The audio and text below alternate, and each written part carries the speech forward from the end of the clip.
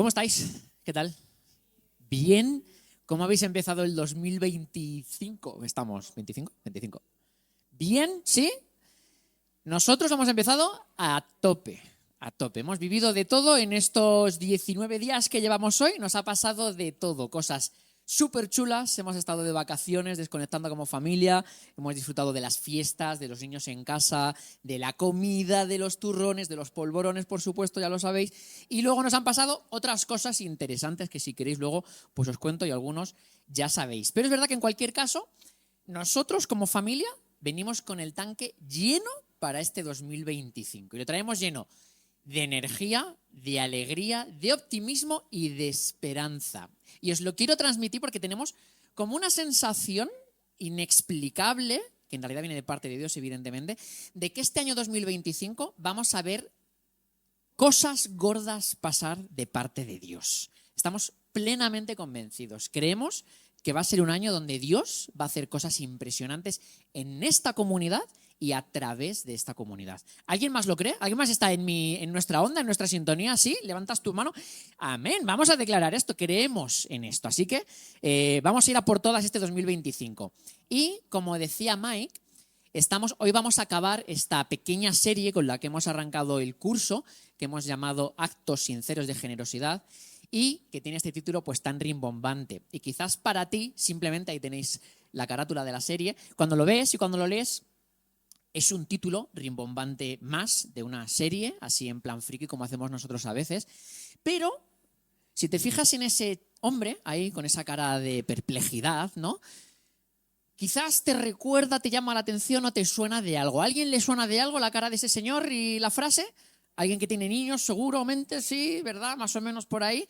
A muchos no, me encanta. ¿Por qué? Porque así os doy la excusa para que podáis ver la película en la que hemos basado, solamente evidentemente el lema, si basamos las predicaciones en películas seríamos otra iglesia y no seríamos esta, así que no iríamos por el buen camino. En cualquier caso, sí el título, porque viendo esta película esta Navidad me inspiró plenamente a utilizar la frase fetiche de esta película que se llama Klaus, en la que este señor, Jesper, que es el cartero, va a un pueblecito que está en el círculo polar ártico, enviado como castigo por su padre a intentar que dos clanes que son enemigos y que no se pueden ni ver, empiecen a utilizar un servicio postal.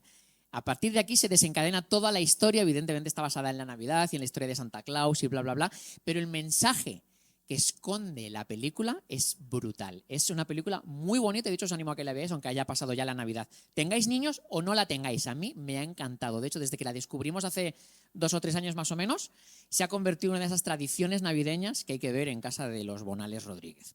Así que os animo a que la veáis. Y lo que decía es que actos sinceros de generosidad es una de las frases que utilizan en la película para transmitir uno de los mensajes o el mensaje principal que quiere transmitir el director de la película, que es que un acto sincero de generosidad en cualquiera de sus expresiones hacia otra persona siempre desencadena otro. Un acto sincero de generosidad siempre desencadena otro acto de generosidad. Cuando tú empiezas a ser generoso con alguien, cuando tú eres generoso con otra persona que está a tu alrededor, sea con tus recursos, con tu tiempo, con tu sacrificio, con tus palabras, estás desencadenando, estás brindando la oportunidad de que algo bonito empiece. Y en cambio, cuando no practicas la generosidad con otras personas, cuando es una persona que no es extravagantemente generosa en palabras de afirmación, en cariño, en recursos, en ayuda con otras personas, realmente lo que estás provocando dentro de ti son pequeñas raíces de amargura que se extienden también a los demás. Por eso es tan importante lo que hacemos con nuestros actos y con nuestras palabras. Es súper importante. Y dije, pues esta frase me la quedo. Y con esta vamos a arrancar el año, vamos a hablar de generosidad en nuestra iglesia. La cuestión de todo esto es que vivimos en un mundo cada vez más, este siglo XXI en el que nos encontramos, cada vez más alejado de lo que es el altruismo y la generosidad. De hecho, según la RAE, ¿sabéis cuál es el antónimo, la palabra antónima de generosidad? ¿Alguien le puede sonar? ¿Alguien tiene alguna pista? Egoísmo. Puro y duro. Y vivimos en una sociedad que es altamente consumista, altamente capitalista, en el que se mira constantemente el yo y los beneficios que yo puedo obtener, tanto de la sociedad que me rodea como de los demás. Por tanto, la generosidad implícitamente va alejándose poco a poco de nuestra vida, según lo que esta sociedad nos dictamina. Gracias a Dios, nosotros tenemos aquí un manual de instrucciones que nos dice todo lo contrario y al cual evidentemente vamos a recurrir esta mañana. Así que durante este 2025, en estas 2 semanas, queríamos arrancar este curso, este año, hablando de uno de nuestros valores como iglesia también, que por supuesto es la generosidad. Y aunque es inevitable que obviamente vayamos a hablar de dinero, algunos se ponen nerviosos, vamos a hablar de dinero, está implícitamente también el tema de la generosidad, esta mañana vamos a hablar de otras cosas también. Porque ser generoso no tiene que ver única y exclusivamente con recursos económicos. Va mucho más allá. Joria compartió con nosotros la semana pasada acerca de la generosidad en el Antiguo Testamento y nos habló acerca de primicias, de ofrendas, de holocaustos, palabras también muy bíblicas, muy cristianas para algunos de nosotros, pero totalmente desconocidas para el resto. Y me parece que hizo una muy buena enseñanza explicándonos qué es lo que significaban cada una de estas cosas y cómo Dios hablaba de la generosidad en esta primera etapa de la historia en el Antiguo Testamento. Hoy vamos a enfocarnos en el Nuevo Testamento y en cómo todo eso en realidad se aplica también a nuestros días, por supuesto. En 1992, gran año, ¿alguien sabe por qué? Las Olimpiadas, entre otras cosas, gran año para nosotros. Claro, en Colombia dirán, bueno, pues es un gran año para vosotros, pero a nosotros ni fu ni fa. Aquí en España fue uno de los años históricos. Está el Mundial de Naranjito y luego las Olimpiadas, ¿verdad? Más o menos, por ahí tenemos las cosas. En 1992, el pastor Gary Chapman publicó un libro que fue bestseller y que a día de hoy se conoce en todas las esferas del mundo, tanto cristianas como seculares. Y no os voy a preguntar el título porque todavía es muy difícil saberlo, a lo mejor alguien lo sabe. Empieza por los 5 lenguajes del amor. Este libro, que para algunos de nosotros es archiconocido y nos pensamos que es solamente se mueve en el ámbito cristiano, ha traspasado las barreras de lo secular también y muchísima gente alrededor del mundo habla de este libro, porque habla de 5 maneras en las que las personas nos gusta tanto dar amor a otros como por supuesto también recibirlo. Entonces hablaba de 5 lenguajes principales que cada uno de nosotros podemos tener. Algunos tienen 1, algunos tienen 2, algunos tienen 3, algunos no tienen ninguno, algunos tienen 5. Son palabras de afirmación, tiempo de calidad, dar regalos, actos de servicio y contacto físico. Si tú eres un ser humano y estás vivo, seguramente tienes una de estas maneras de dar o de experimentar amor y darlo hacia los demás. Palabras de afirmación, tiempo de calidad, dar regalos, actos de servicio y contacto físico. Ahí tenéis la lista. Mis lenguajes del amor están aquí dentro también, por supuesto. Son tiempo de calidad. Me encanta pasar tiempo de calidad con aquellos a los que quiero. Es muy importante para mí ir a tomar un café, charlar, tener conversaciones profundas, pasármelo bien simplemente. Y contacto físico. Yo soy muy tocón. Me gusta abrazar, me gusta acariciar, me gusta dar palmaditas. Os toco el cuello mucho a muchos de vosotros, ¿verdad? Esos son mis lenguajes del amor. Para que te lo es curioso porque no sé ninguno de estos. Entonces hay aquí siempre cosas interesantes de las que hablar. Pero hoy vamos a hablar como la generosidad en el Nuevo Testamento, por supuesto, tiene implícitos 3 de estos lenguajes del amor. Vamos a hablar de que actos sinceros de generosidad también se traducen como generosidad económica, con el tema de dar regalos, generosidad en palabras, con el tema de las palabras de afirmación y, por supuesto, con generosidad en sacrificio acerca de los actos de servicio. Sí, Señor, gracias esta mañana por tu presencia hoy aquí. Estábamos cantando que queríamos que tu Espíritu descendiera, que se moviera con poder. Y te damos las gracias, Espíritu Santo, por estar presente. Gracias porque siempre lo estás. Y te quiero pedir que esta mañana utilices tu palabra para realmente retarnos y llevarnos a un siguiente nivel, a un siguiente peldaño de madurez espiritual contigo al que tú quieres que subamos, Señor. Remueve cosas dentro de nosotros, incomódanos. Haznos cuestionarnos realmente qué es lo que tú quieres enseñarnos y si hay algo que debemos aplicar de todo esto en nuestra vida, Dios. Amén. Pues vamos a tratar 3 puntos, como decía: generosidad en lo económico, generosidad en palabras y generosidad en el sacrificio. Y el primer punto de todos es generosidad en lo económico.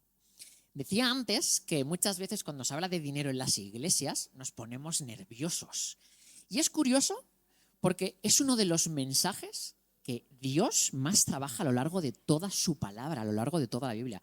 ¿Sabéis cuántos versículos hay que hablan acerca de dinero, de economía, de recursos en la Biblia? 2084 versículos. 2084 versículos desde Génesis hasta Apocalipsis que nos hablan de la importancia de la sabiduría en relación al dinero. Así que creo que es un tema que, lejos de incomodarnos, incluso deberíamos hablar más en las iglesias. Porque incluso en el Nuevo Testamento, en los Evangelios, Jesús es el mensaje del que más habla. Habla mucho más acerca de economía y de recursos económicos que, por ejemplo, del matrimonio o de la fe. Y esto es súper sorprendente cuando tú coges los Evangelios, porque Jesús habla mucho más de esto. ¿Por qué? Porque creo que Jesús, y Dios en definitiva cuando nos regala su palabra, conocen perfectamente cómo es el corazón del hombre y cómo el dinero tiene la capacidad de acercarnos a los propósitos de Dios para nuestra vida, pero también, por supuesto, cómo el dinero tiene esa capacidad de atarnos, de esclavizarnos, de endeudarnos y de alejarnos, por supuesto, de todo aquello que Dios tenía diseñado para nuestra bien en nuestra vida. Así que la generosidad creo que es un concepto que en cualquier caso no es baladí para nada, y mucho menos si lo tratamos bíblicamente, porque la generosidad puede cambiar nuestras vidas. Hay estudios que dicen que las personas que dan generosamente se sienten bien por hacerlo, genera satisfacción cuando uno da de sus recursos a los demás, cuando uno es generoso con su dinero, con otras personas. Y además, como muchas veces estas personas sorprendentemente son bendecidas también en su economía cuando son generosos hacia los demás. Estábamos diciendo que la frase de la serie es actos sinceros de generosidad y cómo un acto sincero desencadena a otro. Ojo, no estamos diciendo que si tú das de tu dinero a los demás, esto te va a reportar beneficios y va a ser una cadena que tú has abierto ahora para empezar a ser rico. No tiene nada que ver con esto porque Dios no funciona así. Pero sí que es cierto que cuando tú abres la ventana de la generosidad en tu vida y cierras las puertas de la tacañería, de la no confianza, de no tener fe, estás abriendo la posibilidad a que Dios te bendiga y otros también hagan eso mismo contigo. Así que es un tema que creo que es bastante importante. Jesús dijo en Hechos 20:35 que es mejor dar que recibir. Dice: en todo os he enseñado que, trabajando así, se debe ayudar a los necesitados. Y recordar las palabras del Señor Jesús que dijo: más bienaventurado es dar que recibir. ¿Para cuántos de aquí, y os pregunto ahora, me gustaría que levantarais la mano, su lenguaje del amor es dar regalos? ¿Cuántos de vosotros experimentáis el amor o lo dais a los demás dando regalos? Por ahí se levantan manos, aquí yo esperaba una mano bien levantada. Hay algo para estas personas que tenéis este lenguaje del amor, cuando veis la expresión de alegría, de gratitud en esa persona a la que le habéis dado un regalo, en el que habéis invertido algo de vuestro tiempo en pensar qué necesitaba o qué le podía gustar, que os genera felicidad, ¿verdad? Es un lenguaje del amor también. Uy, ¿ha saltado esto? Ah, no, la luz sigue, ¿no? Ha saltado esto. Pues casi que mejor porque yo me estaba asfixiando, la verdad, pero bueno. ¿Qué sensación os genera cuando veis esa expresión de alegría en los rostros de los demás? No tiene precio, ¿verdad? Para mi mujer, para Gretel, uno de sus lenguajes del amor es este, es el dar regalos. Tenéis que verle la cara cuando te da cualquier cosita. A veces es impresionante el regalo que te hace. Una vez me regaló una moto, luego me preguntáis si queréis, pero a veces te regala nada, una carta, un poema, algo que ha escrito. Su expresión al ver tu expresividad recibiendo ese regalo no tiene precio. Ese es el regalo para ella, esa es la felicidad.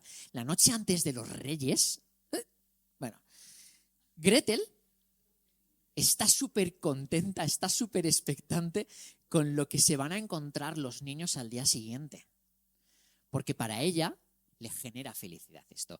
Así que creo que Jesús sabía perfectamente la bendición que había, como él mismo dice en sus propias palabras, en dar antes que recibir, es un privilegio que tenemos y que no debemos quedarnos para nosotros. Y ahora vamos a ver que se extiende también, por supuesto, mucho más de lo económico, pero lo económico también.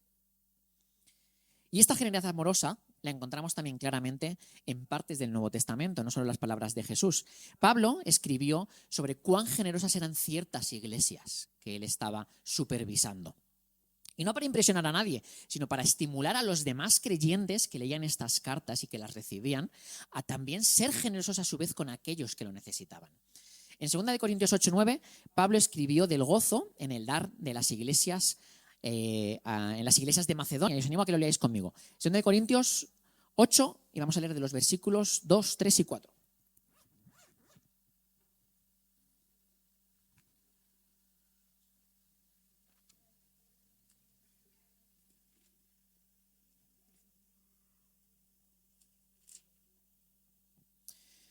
Segunda de Corintios 8, versículos 2, 3 y 4. Dice que en grande prueba de tribulación, la abundancia de su gozo y su profunda pobreza abundaron en riquezas de su generosidad. Esto le está diciendo porque las iglesias allí no eran precisamente ricas y no tenían abundancia, y aún así, de lo poco que tenían, se lo dieron a otras iglesias.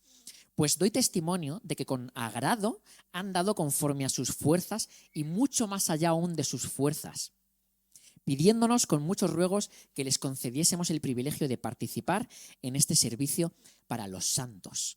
Pablo aquí está hablando de la generosidad de una iglesia hacia otra iglesia, de una iglesia que tenía poco y de lo poco que tuvo se lo dio a otros sitios, a otras iglesias que no tenían nada. Todo para el avance del reino de Jesús, todo para el avance del reino de Dios.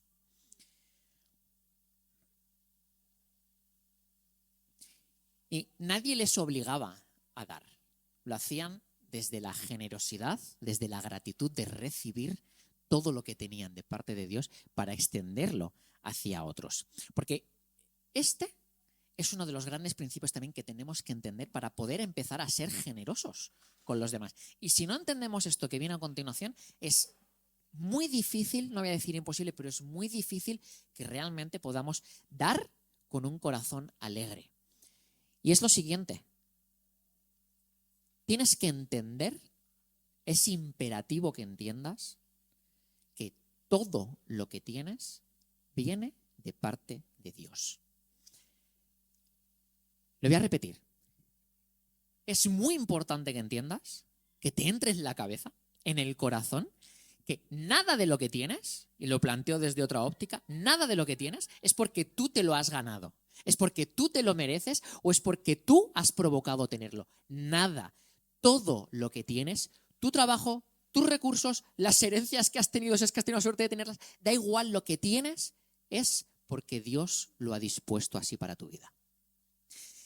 Y si tú no entiendes esto, te va a costar horrores practicar la generosidad con otras personas. Porque va a haber una sensación de que esto me lo he ganado yo y me pertenece. Y por tanto, ¿por qué tengo que compartirlo? Pero cuando es al revés, cuando en tu corazón está la certeza absoluta de que todo lo que tienes viene de parte de Dios, ahí se abren las ventanas y ahí uno entiende que cómo no voy a ser generoso con otros si Dios lo es conmigo.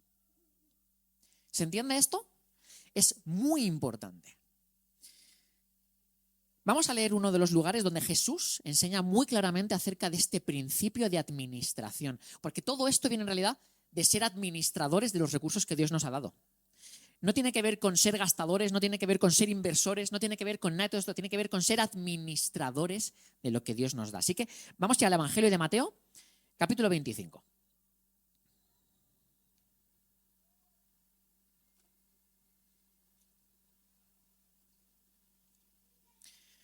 Mateo 25, versículos del 14 al 30.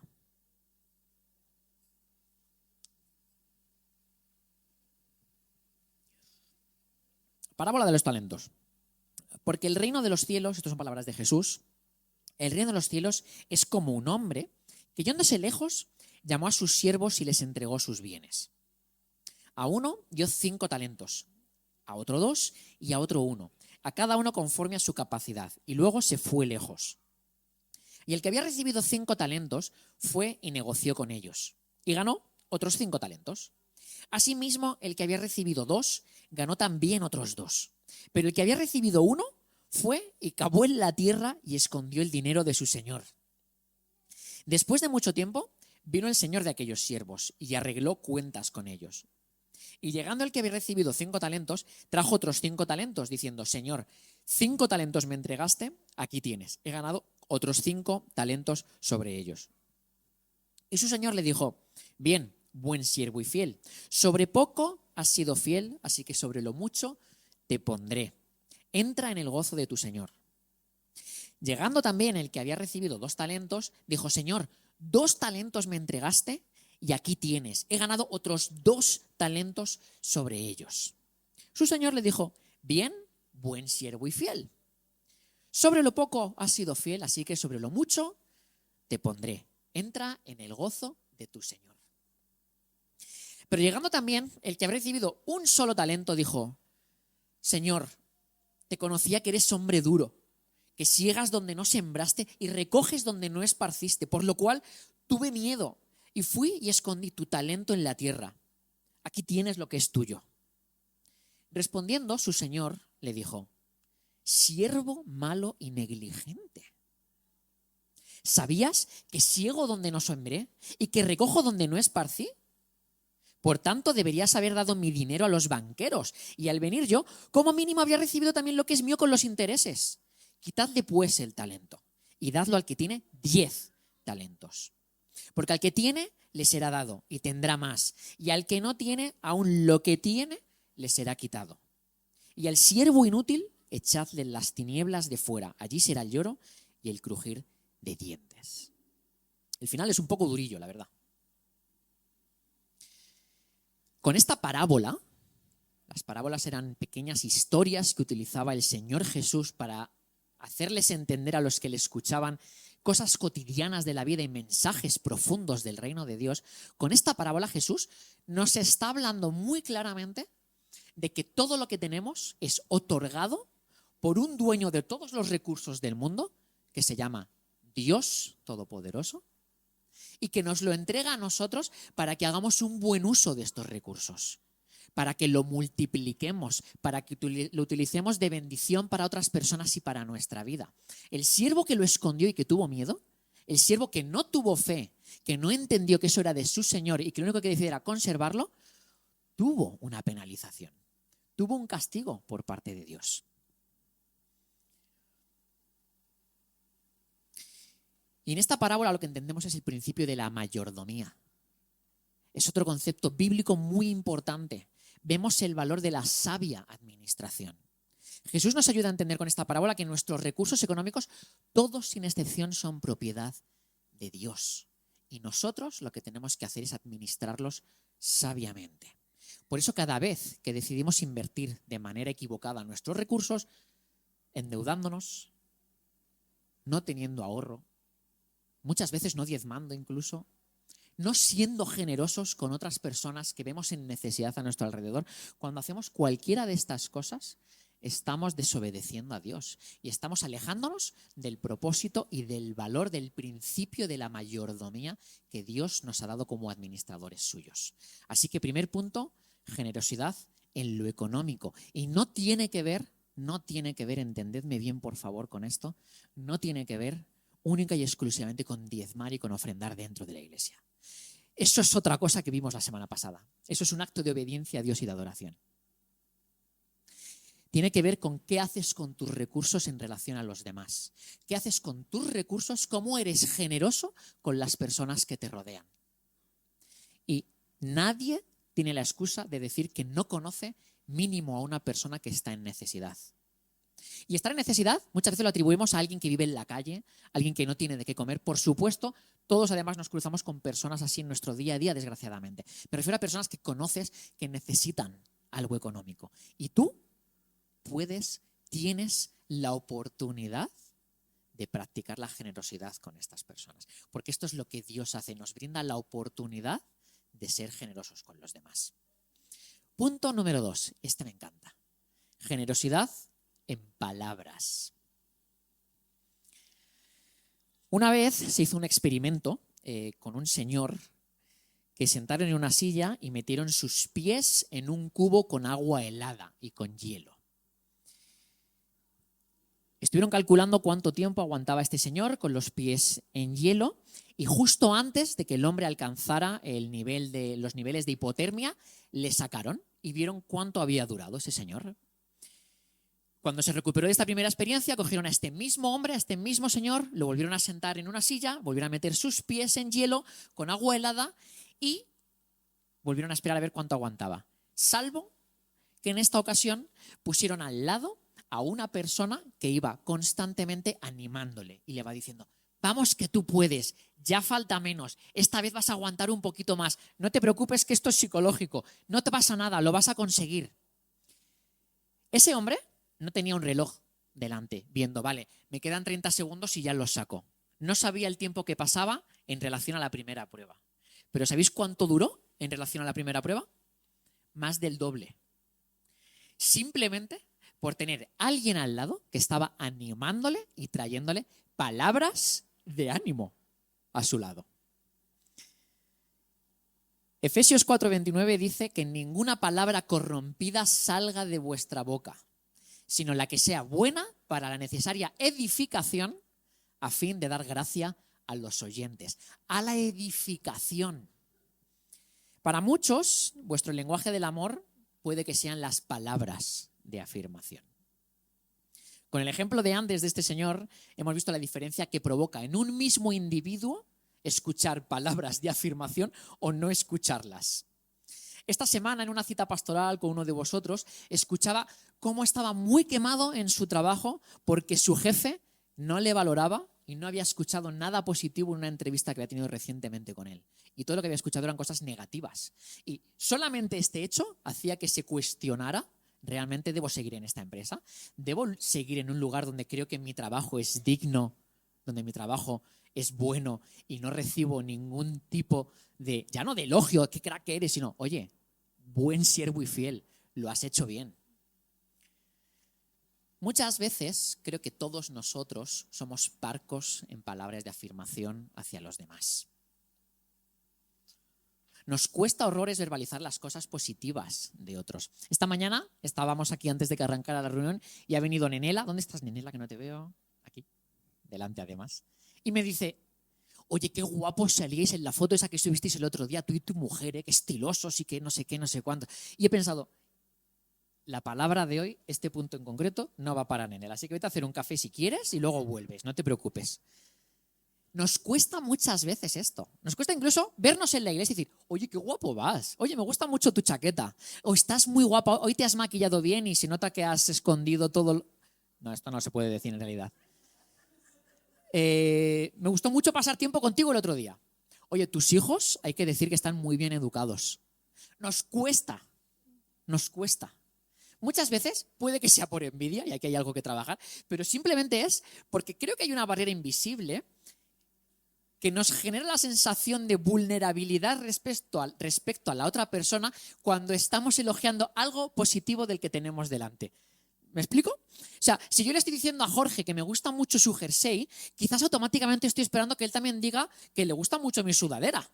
Y si no me lo dice, ya me he puesto en una situación vulnerable y encima estoy haciendo el ridículo. Entonces, pues para no ponerme en esa situación incómoda, directamente no digo nada. Ahora, me encanta que me lo digan a mí. Solo faltaría. Las palabras de afirmación son súper necesarias en nuestra vida.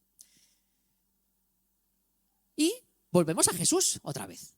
Jesús es el mayor ejemplo siempre en cualquier cosa. Jesús constantemente, una vez tras otra, a todas las personas que le rodeaban, les daba palabras de afirmación. A sus discípulos hay un momento en el que les dice: ya no os llamo más siervos, a partir de ahora sois amigos. No os preocupéis por esto, insistid. ¿En qué? ¿Dónde? Insistid. Id a esta tierra y proclamad el evangelio. No pasa nada. Se sienta con la mujer samaritana, que es la mayor pecadora de su entorno, y le da palabras de ánimo, la reafirma. Ve a Zaqueo, que es una de las personas más repudiadas, y le anima y se va con él a comer. Jesús constantemente animaba a las personas que tenía a su alrededor. Y si Jesús hacía esto, quiero escuchar bien que me digas cuál es tu excusa para no hacerlo tú. Jesús animaba a los que tiene a su alrededor. Jesús no tenía miedo a que nadie le dijera: ostras, Jesús, pues tú también eres un pedazo de profeta, ¿eh? Los milagros que tú haces yo no los he visto nunca, ¿eh? Jesús no esperaba nada de todo esto. Jesús era generoso sin esperar recibir nada a cambio. Y quizás, además, ahora vamos en un pasaje muy conocido, pero el mensaje de Jesús era totalmente contracultural. Jesús llegó en un momento de la historia en el que la sociedad lo que predicaba era el ojo por ojo y diente por diente. Y Jesús dice que viene a romper con todo esto y instaura principios como poner la otra mejilla, como perdonar 70 veces 7. Jesús rompió con todo esto. Aunque los demás no nos digan nada de todo esto, ¿quiénes somos nosotros para negar palabras positivas a las personas que nos rodean? Y vamos a ir a leer en Santiago, capítulo 3, uno de los pasajes más conocidos en relación a lo que sale de nuestra boca. Santiago 3, versículos del 6 al 12. Santiago 3, 6 al 12.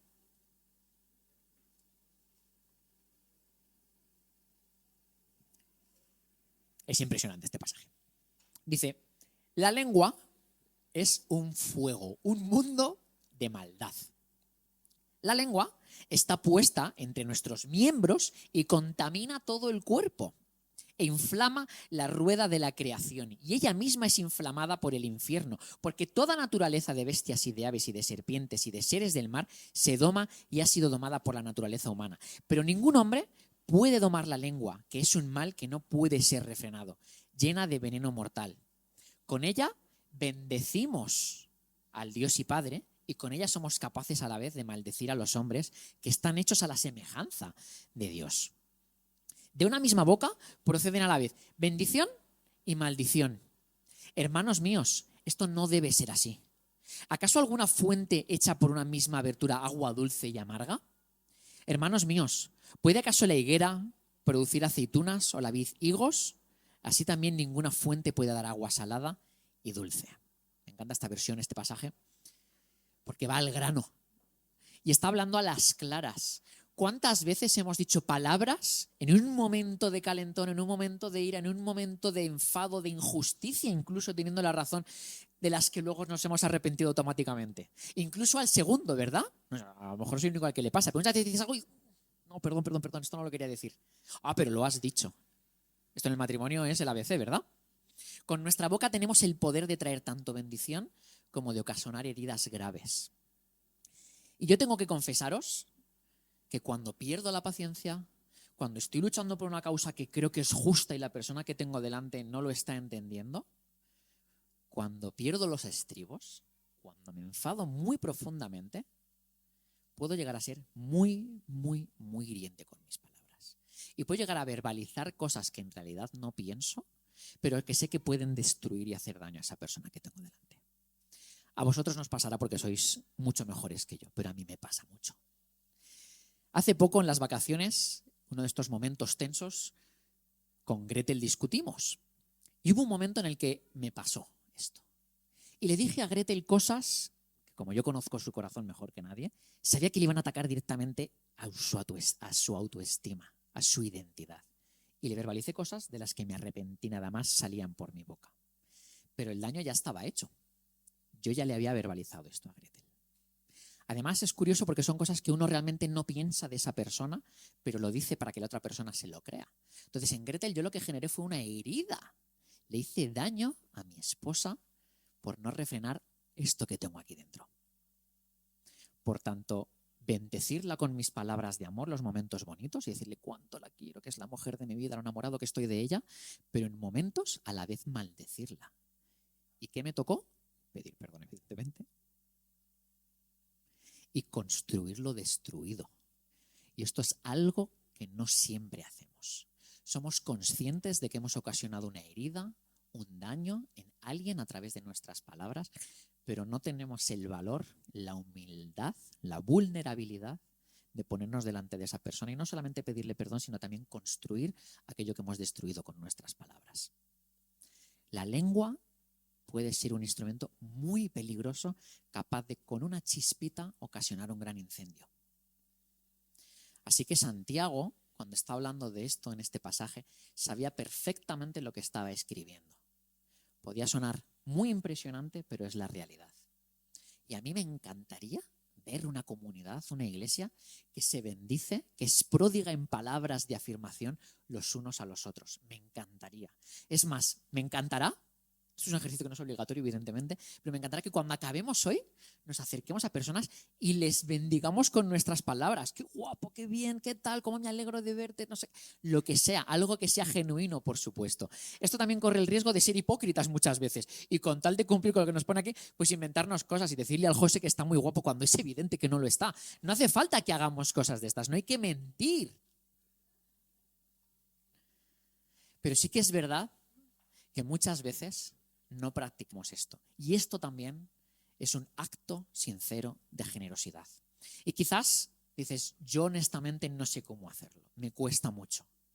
Coge a tu marido y dile, gracias, cariño, por el sustento que traes a casa. Gracias por la protección que proporcionas en este hogar. Coge a tu mujer y dile, estás guapísima, cariño. Gracias por lo madraza que eres. Esos pantalones te quedan súper bien.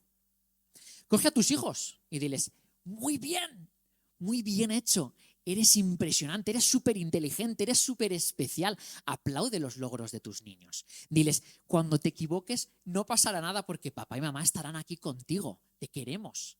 Coge a tus amigos y dale las gracias por aguantarte tantos años conociéndote. Gracias por quererme.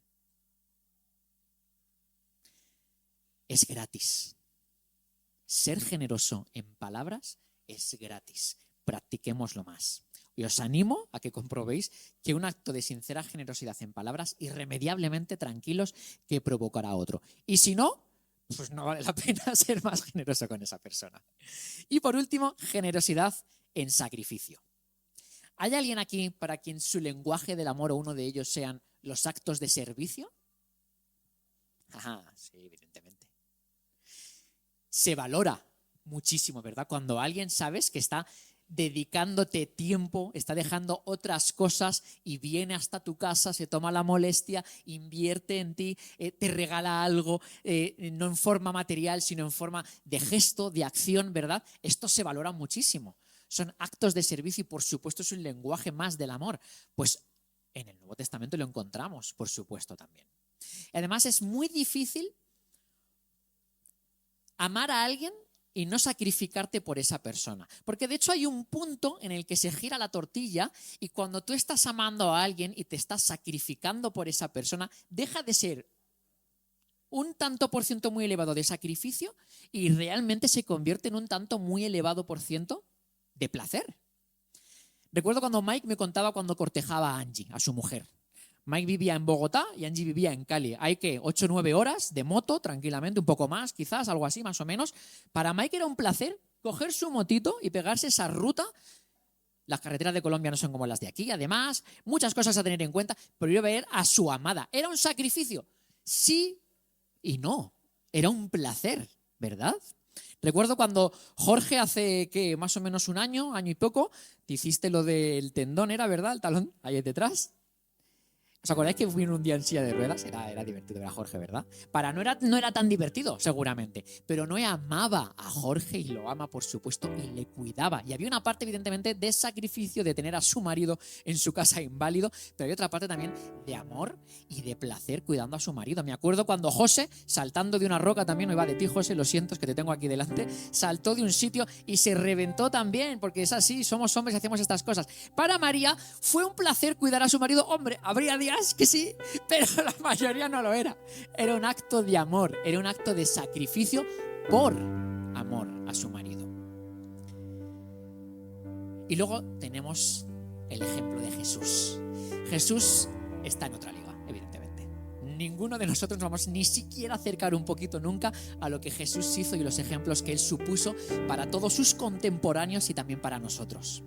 Vimos en la serie de Adviento hace poco cómo Jesús, por amor, se entregó a sí mismo. Jesús es Dios. Dios se entregó a su Hijo y Jesús abandonó la presencia de su Padre, el sitio que le pertenecía en el cielo a la derecha de su Padre, donde es adorado, honrado, para bajar con nosotros a este mundo terrible, que si ya lo es ahora, también lo era hace 2000 años. Se humilló, nació en un sitio de lo más humilde y Jesús fue vituperado, vilipendiado, perseguido, torturado, Y esto lo experimentó Jesús porque hizo el sacrificio más grande de la historia. Y es un ejemplo más que tenemos aquí. Es un lenguaje del amor de Dios hacia nosotros.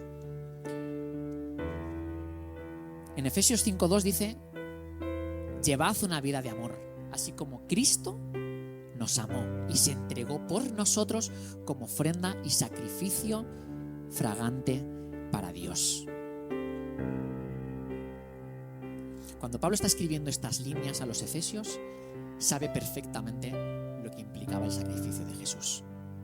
Así que, una vez más, ¿qué excusa tienes tú para no sacrificarte por las personas que te necesitan y que están a tu alrededor? ¿Cuál es tu excusa? Si tenemos así el sacrificio de Jesús delante nuestro. Voy a pedir que os pongáis de pie.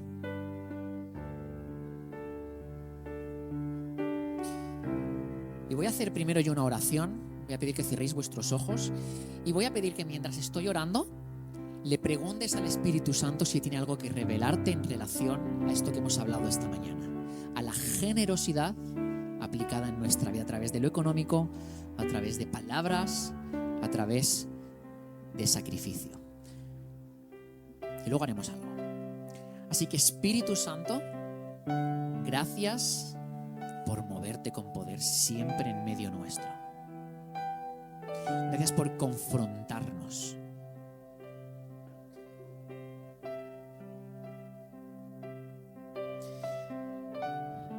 Te quiero pedir que traigas revelación a la vida de las personas que están escuchando esto, que están recibiendo esto de ti, para ver, para detectar si tienen que trabajar una de estas áreas en su vida. Queremos que nos lleves a más, Espíritu Santo.